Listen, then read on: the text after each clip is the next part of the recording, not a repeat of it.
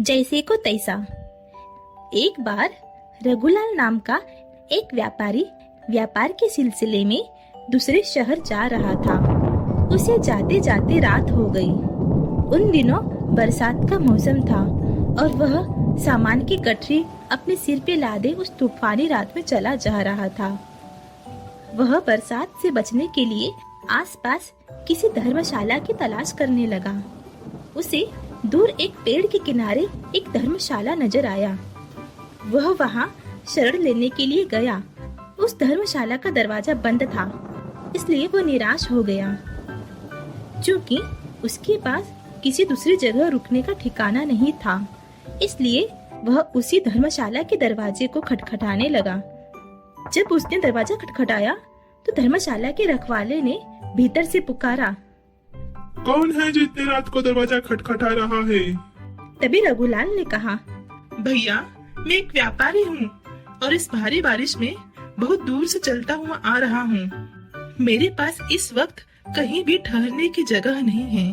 कृपया करके आप मेरे लिए धर्मशाला का दरवाजा खोल दीजिए।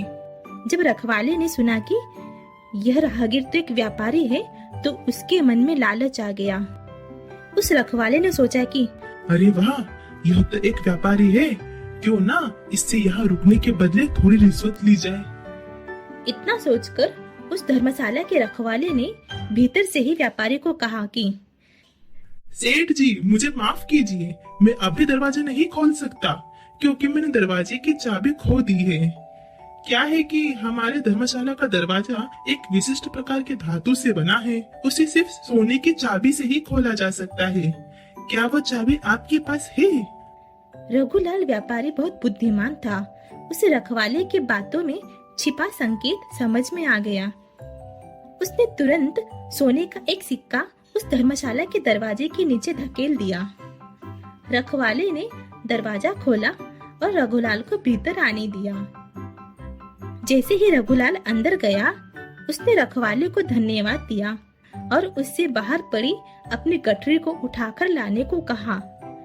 जैसे ही रखवाले ने दरवाजे के बाहर कदम रखा, रघुलाल ने झट से दरवाजा बंद कर दिया और उस रखवाले को बाहर बंद कर दिया।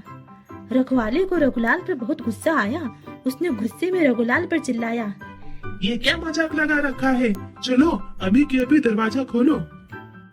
रघुलाल ने कहा कि ओफो भाई साहब, मुझे आपको बताते हुए खेद हो रहा है कि आपकी चाबी मैंने खो दी है और आप जानते ही हैं कि बिना सोने की चाबी के दरवाजा खोला नहीं जा सकता।